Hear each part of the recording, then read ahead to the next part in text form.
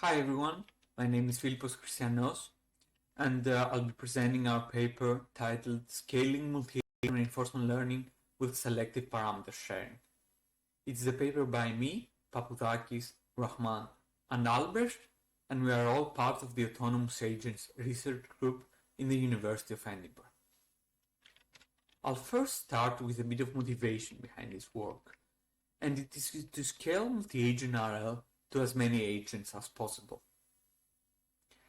There has been a lot of work in this field, and it includes trying to solve problems like communication, exploration, the multi-agent credit assignment problem, or others.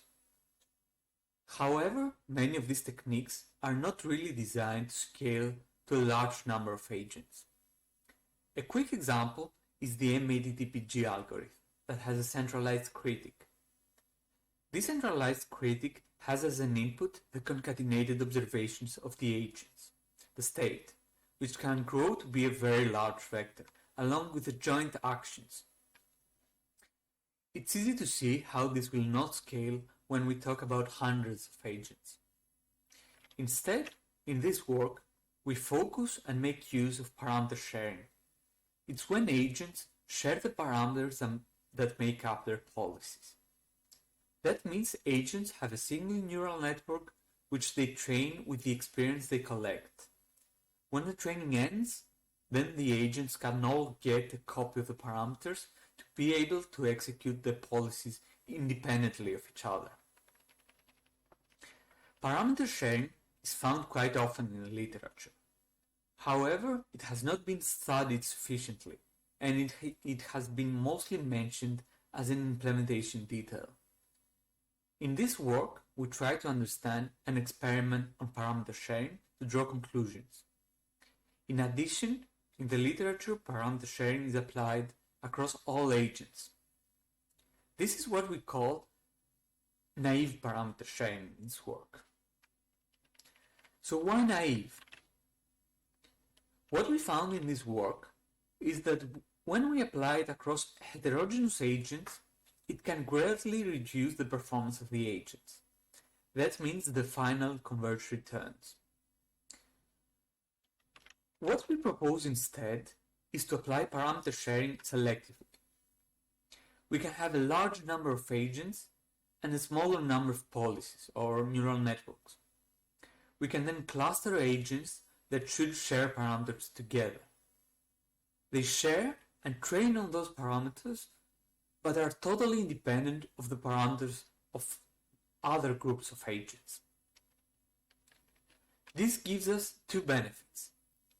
First are the benefits of parameter sharing, which is computational efficiency, less parameters to train, and improved exploration because we have more samples to train a policy for.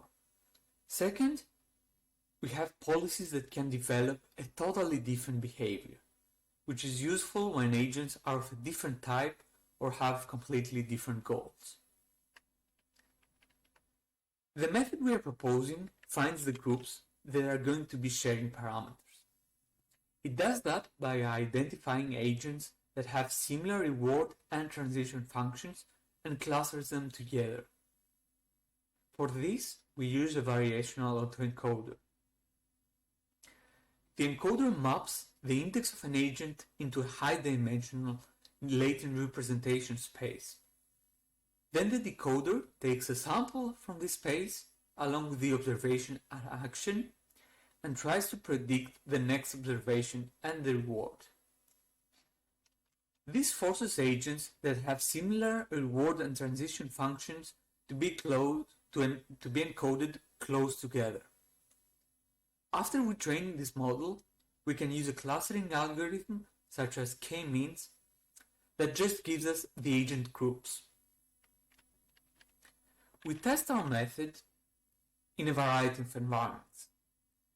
First, we have a toy environment, blind particle spread, that we created to showcase the issues of fully shared parameters. Then we have robotic warehouse, a simulation of a real warehouse. There, different types of agents need to pick up and collect and bring shelves into a goal location. We also have level-based foraging, where agents need to collect food that has been scattered in a grid world. The agents have a level assigned to them, and their ability to collect this food depends on this level. Finally, we have the StarCraft multi-agent challenge, where a group of units battles an enemy team that is controlled by the game. Across these 4 environments, we actually define a range of subtasks. We do this to understand parameter sharing and our method when we control variables like the number of agents, the number of agent types, like the number of levels in level-based foraging or different unit types in StarCraft, or even the distribution of types, say how many agents of a single group exist in an environment. For example, in StarCraft we can have many marine units that do damage and just one support unit that heals its team. With all these environments, we hope to understand what happens first when we share parameters across all agents. There we have also a special baseline, which is when we also concatenate the index of an agent in the observation to allow different behaviors to develop, which is a baseline commonly found in the literature. Then when we don't share parameters at all, and finally when we have when we use our method to selectively share parameters. So to our experiments. First, in this plot, the baselines are the no parameter sharing baseline, no PS, the full parameter sharing baseline, when all agents share the same parameters, like in the naive way I described, and then full parameter sharing plus index, that is when we also concatenate the index as I described before. In this particular experiment, we try to show why full PS, the full parameter sharing, or the full parameter sharing plus index is not a good idea. We get the first toy environment, which is a very simple environment to solve. That's blind particle spread. And we increase the number of agent types that exist, the x-axis. We can clearly see that with 3 types and more, the converged returns, which are on the y-axis, fall down a lot. In this particular environment, because it's easy, no parameter sharing behaves optimally. But we'll see on the next slide that no parameter sharing does not perform well in many more realistic situations. Then we have a selection of environments, and the plots here are the training curves, the returns of the agents during training.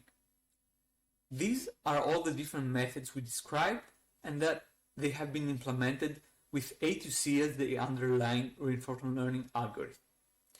The new line here is our algorithm selective parameter sharing, SEPS, which in all scenarios achieves the highest returns. Full parameter sharing plus ID also learns some environments, but not all.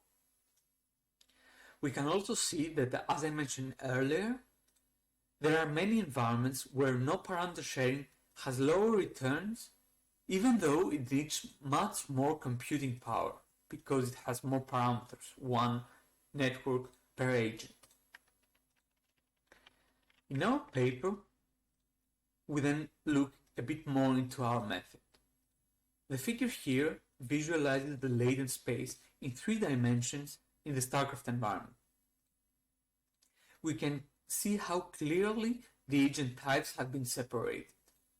In other environments, that was even more clear and led to a robust and correct clustering. We also look into varying the number of clusters and discuss how we should find the best one.